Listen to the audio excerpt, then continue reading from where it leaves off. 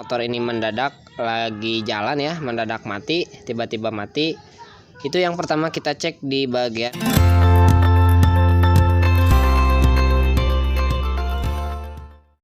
Assalamualaikum warahmatullahi wabarakatuh. Jumpa lagi di channel Mang Mul Mantri Motor. Jadi untuk di kesempatan kali ini di hadapan saya ada satu unit motor Yamaha Mio. Jadi untuk motor ini datang dalam keadaan mati total ya. Dan untuk bodi-bodinya, untuk covernya sudah dilepas semua. Posisi datangnya sudah seperti ini. Dan kata si yang punya motor, si motor ini mati mendadak di jalan. Posisi lagi jalan, si motor ini langsung mati total.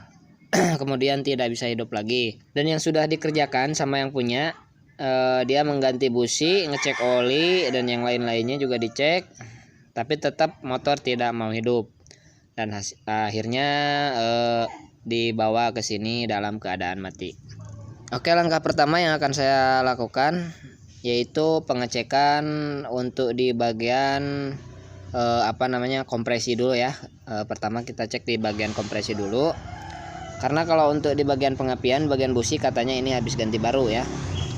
Kalau motor yang normal itu kompresinya harusnya padat ya. Kita cek dulu untuk di bagian kompresi.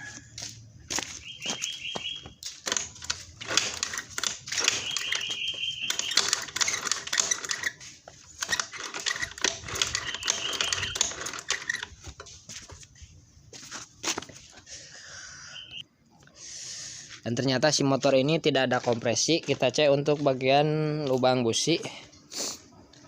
Takutnya pemasangan businya itu kurang kencang atau gimana. Kita cek dulu untuk bagian lubang busi.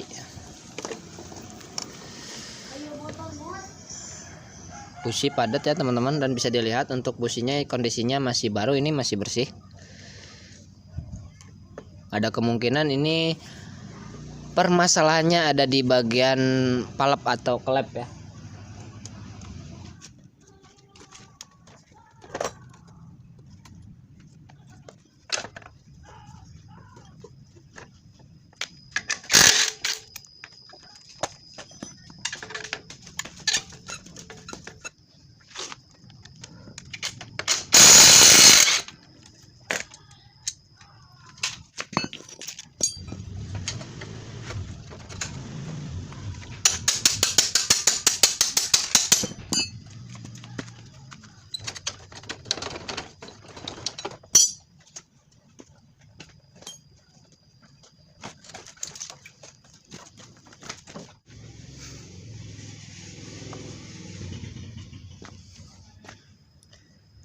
Kita lihat di bagian lubang in yang mengarah ke karburator. Di sini sudah banyak sekali kerak-kerak. Itu menandakan ada kebocoran di bagian klep.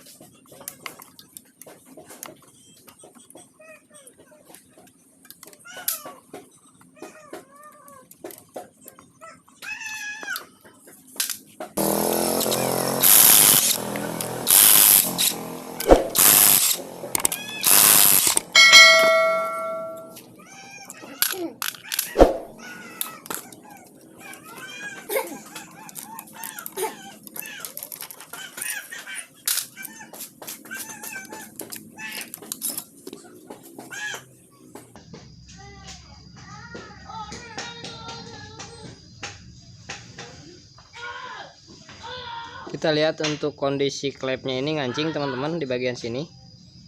Yang bagian itu ngancing bengkok. Ya, jadi dia tidak nutup.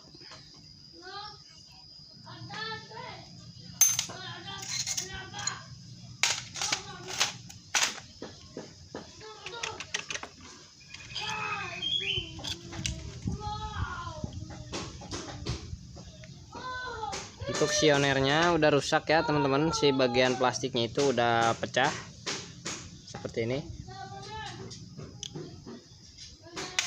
Kita ganti.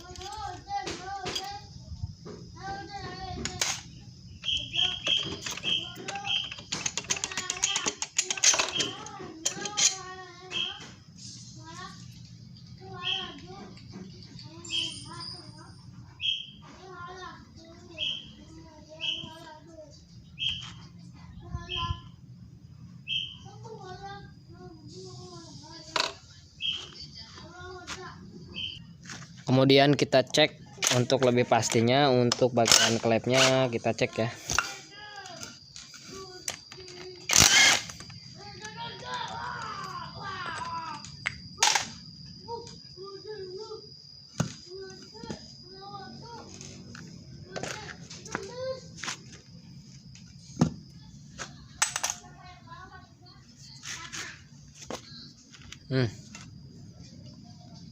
Teman-teman bisa lihat ya, untuk posisi noken as ini posisinya udah longgar alias tidak ngejepit. Ini sudah tidak menekan ya, tapi posisi klep nah bolong ya, bolong bisa dilihat ya. Jadi titik permasalahannya ada di bagian klep ini bengkok. Nah, untuk mengetahui apa penyebab si klep ini bengkok, mari kita analisa lebih jauh ya. Untuk klepnya kita lihat, tapi kita lepas dulu untuk bagian klepnya biar lebih jelas kelihatannya. Nah, untuk cara membuka as rocker arm ini seperti ini, posisinya di sini. Nah, yang di sini saya menggunakan baut 12 ya teman-teman, seperti ini. Nah, kasih mur juga, kebetulan ini alat sederhana saya ya. Seperti ini cara pemasangannya. Kita masukkan baut 12 ini karena posisi di dalam itu, di dalam asnya itu ada drat 12 ya. Jadi kita pasang baut 12 seperti ini teman-teman. Putar terus untuk bautnya sampai si baut ini benar-benar ngancing ke bagian as rocker arm itu ya, ke bagian drat as di rocker arm. Kemudian kita putarkan mur yang dipasang di dalam tadi, yang ini nih.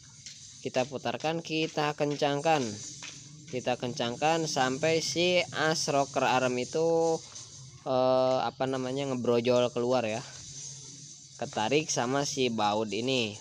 Nah, jadi terus aja kita putar-putar untuk bagian murnya sampai si as itu brojol keluar ya. Bisa diperhatikan. Ini kadang-kadang kesulitan untuk membuka ini.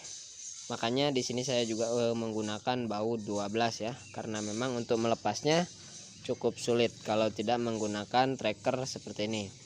Ini ceritanya tracker ya teman-teman, anggap aja ini tracker. Nah, terus aja ya diputar-putar, jangan berhenti sampai benar-benar si asnya itu keluar. Nah, ini udah mulai keluar ya, tapi masih lumayan keras. Ada kemungkinan si asnya ini macet. Nah, seperti ini ya teman-teman, udah bisa lepas. Oke. Kemudian kita lepas untuk bagian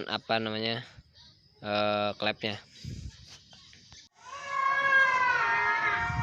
Nah, bisa dilihat ya teman-teman, ternyata untuk di bagian klepnya itu mengalami kebengkokan. Nah, untuk penyebab si klep ini bengkok, kita analisa lagi ya, kita cari apa sih sebenarnya penyebabnya.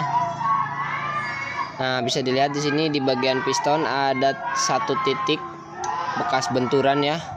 Ada kemungkinan ini tertabrak oleh si piston ini ya, si klepnya. Tapi kenapa klep ini bisa macet itu sampai tertabrak oleh si piston? Saya juga nggak tahu ya. Cuma yang jelas di sini udah ada banyak kerak-kerak yang menempel di bagian klep ya, ada kemungkinan itu si kraknya itu mengganjal di bagian klep lalu tertabrak oleh si piston karena klep ini tidak nutup dengan maksimal ya. Itu kemungkinan saya. Nah, oke, baik begitu ya teman-teman. Jadi untuk mengatasinya cukup kita ganti klepnya, terus kita setting ulang. Kita lihat juga untuk di bagian pistonnya, di ruang bakarnya. Yang pasti permasalahan si motor ini, permasalahannya ada di bagian klep ya. Motor Mio ini loss kompresi dikarenakan klepnya itu bengkok ya. Jadi kita di sini bisa ambil sedikit pelajarannya, khususnya buat pengguna sepeda motor. Apabila mengalami hal seperti ini, si motor ini mendadak lagi jalan ya, mendadak mati, tiba-tiba mati.